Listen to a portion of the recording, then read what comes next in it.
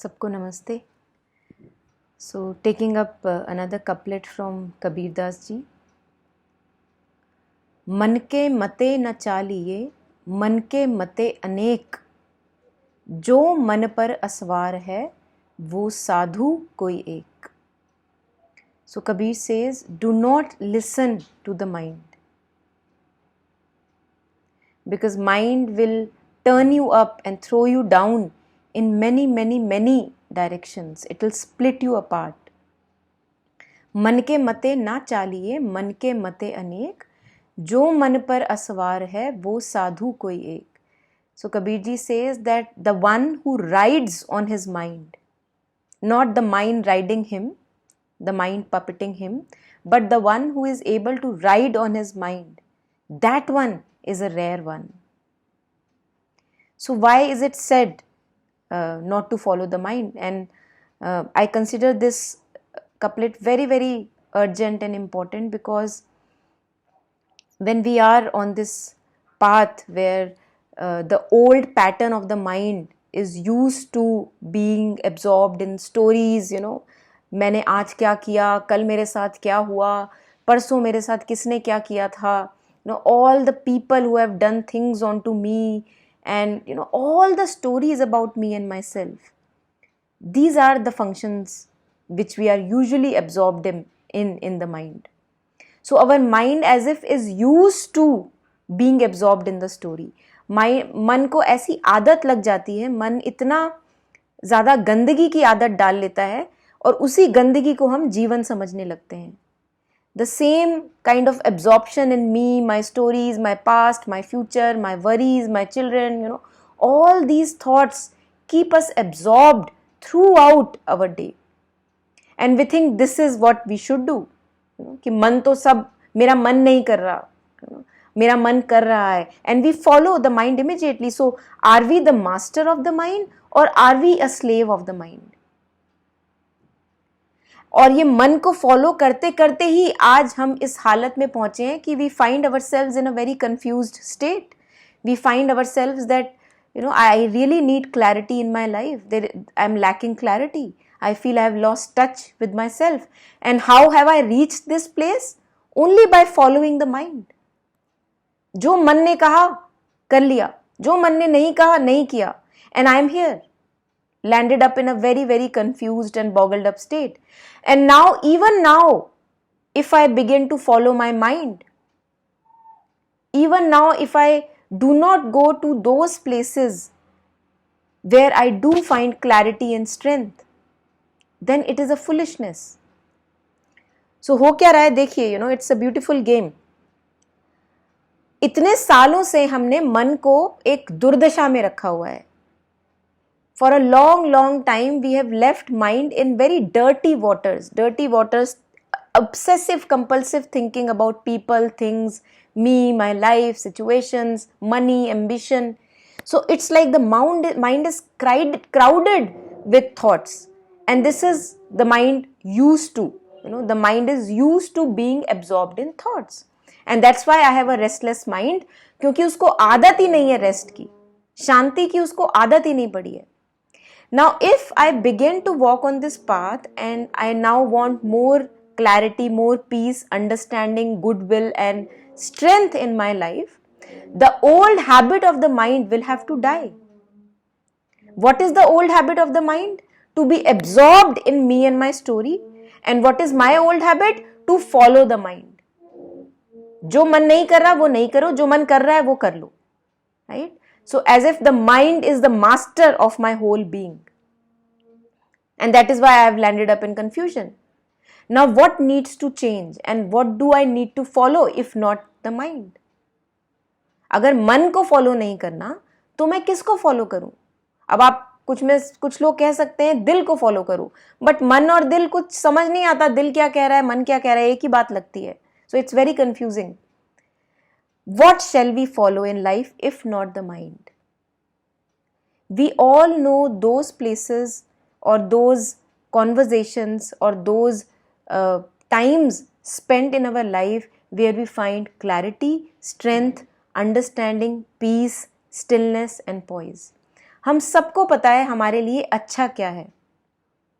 हम सबको ये ज्ञान है कि किस व्यक्ति के साथ बात करना हमारे लिए अच्छा है, किस व्यक्ति के साथ बात करना हमें और भसड़ में डाल देता है। ये हम सबको पता है, हम सबको इसका ज्ञान है। हम सबको पता है कि अगर मैं 1 घंटा टीवी के सामने बैठा रहूं बेसिर पैर का टीवी देखने के लिए, आई नो वेरी वेल कि वो मुझे क्या करता है। मुझे पता है कि अगर मैं रिलेटिव्स में बहुत ज़्यादा इधर उधर कारोबार करूं, बिना बात की गपशप हो रही है, मुझे पता है मुझे वो कहाँ लेके जाता है, शांति देता है या अशांत करता है, वो मुझे पता है। So now what to follow if not the mind?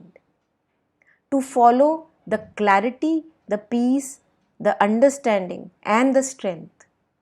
जो भी चीज मुझे वीक कर रही है, मुझे वहां नहीं जाना है अब, चाहे मन कर रहा है चाहे मन नहीं कर रहा है।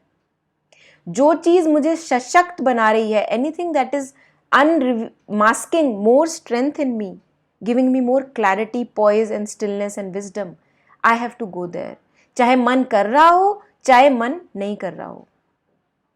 And Kabir has said in another couplet, Kabir ये मन लालची समझे नहीं गवार, भजन करने को आलसी खाने को तैयार। तो किसी भी चीज का जहां भोग करना होता है, कंज्यूम करना होता है, वहां हम तैयार रहते हैं। वहां मन को इतना बहलाने फुसलाने की जरूरत नहीं पड़ती, क्योंकि उसमें हो क्या रहा है, उसमें मन बिल्कुल वैसा का वैसा बना हुआ है। पुराना गंदा मन बिल्कुल वैसा वैसा रह सकता है। भोग किया, कुछ खाया पिया, कुछ देखा, नजारे लिए, एंटरटेनमेंट किया, और मन बिल्कुल वैसे का वैसा गंदा। जब हम भजन से मतलब है being aware of who we truly are, soaked in our truth, going close to our movements in life, finding clarity and understanding and peace in life, resolving conflicts in life. This is all we can call bhajan. Finding more and more harmony in life. Bhajan karne ko alsi. So whenever we begin on this path of understanding ourselves deeply, many a times we are pulled down क्योंकि मन नहीं कर रहा होता है। मन नहीं कर रहा भजन करने का, मन नहीं कर रहा कि सत्संग सुन ले, मन नहीं कर रहा कि किसी ऐसे दोस्त को फोन लगा के बात कर ले जो थोड़ा क्लैरिटी और शांति की बात करता है। मन नहीं कर रहा। मन तो करेगा भी नहीं क्योंकि मन की आदत नहीं है। It's just a matter of old habit. But वो चाहता क्या है? मन चाहता क्या है? मन को भी शांति ही चाहिए। मन को भी अशांति पसंद नहीं है। And that is why a restless mind always seeks rest. वो अलग बात है कि हमको लगता है कोई बाहर की चीज हमें रेस्ट दे देगी, है ना, कोई बाहर की चीज हमें शांत कर देगी। बट शांति क्योंकि हमारा स्वभाव है, कोई भी बाहर की चीज हमें शांत नहीं कर सकती, अशांत जरूर करके चली जाती है। और ऐसे ही गुरु के शब्द या ऐसे वर्ड्स फुल ऑफ विजडम हमारी तब हेल्प करते हैं बिकॉज दे हेल्प जो हमारे अंदर कॉन्फ्लिक्ट और पूरा धुआं धुआं मचा होता है उसको साफ करने में वो हमारी मदद करते हैं, और ताकि अंदर की जो शांति है वो चमक के बाहर प्रकट हो सके। तो शांति बाहर से आनी नहीं है, शांति हमारे ही पास है, हमारा स्वभाव है शांति।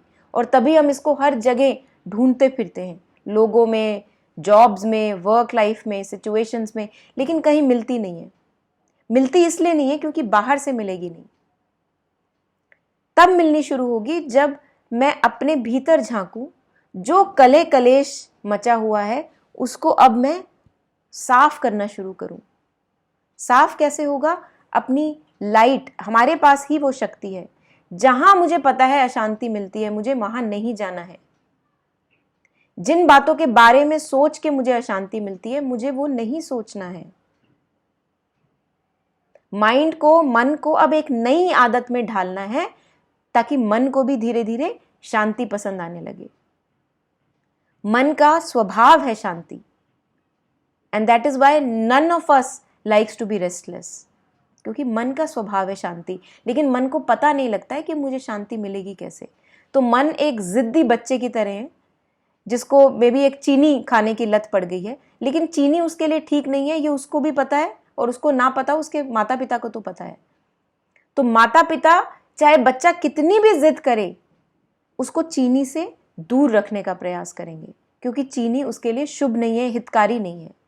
तो मन एक स्टबन चाइल्ड की तरह है, एक जिद्दी बच्चे की तरह है, जो लगा हुआ है रेस्टलेसनेस की तरफ, अशांति की तरफ, बट पसंद उसको भी नहीं है restlessness. So this is what our task is on this path, that whenever we find the mind running towards the old pattern or old habit of running towards ashanti, running towards clamor and chaos of the thoughts in the head, we have to turn the mind around and take it towards its source. Where is the mind originating from? We have to take it towards its source. We have to turn it away from sense perceptions and take it towards its source. There we have to dip it in the source, in stillness of the being. And when this mind now rises up and goes out in the world, यही मन जब शांति से निकल के बाहर संसारिक चीज़ों में अपने आप को लगाता है, तब जो माइंड की क्वालिटी है वो चेंज हो जाती है. It's a transformed mind, it is not the same mind. हमारे एक्शंस की क्वालिटी सेम हो जाती है, हमारी स्पीच की क्वालिटी चेंज हो जाती है. तो हमारा धर्म है ये, हम सबका स्वधर्म है कि हमें जो मन है उसको उसके सोर्स में डिप डिप डिप डिप करके रखना है, डुबो डुबो के रखना है. And the source is rest, source is peace.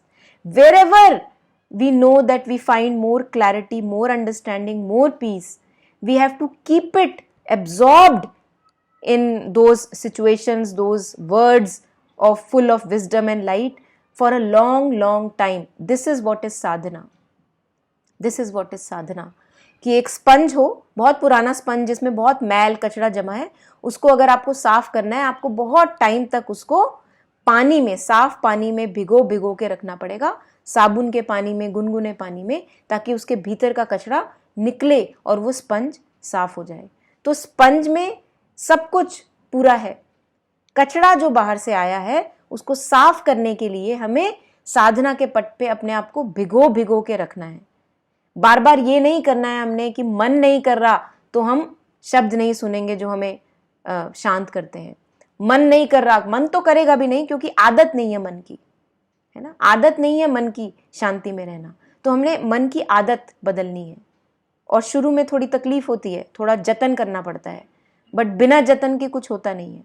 बिना जतन के हमको एक चाय का कप भी अगर बनाना है तो वो भी बिना जतन के नहीं हो सकता.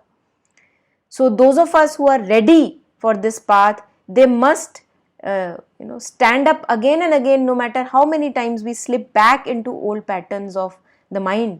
We have to get up again, rise again, and soak ourselves, immerse ourselves in words of wisdom, light and illumination. That's what our Swadharma is.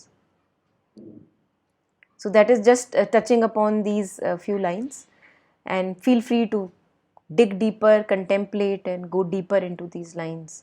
Sleep over it, drink over it, think over it. Thank you.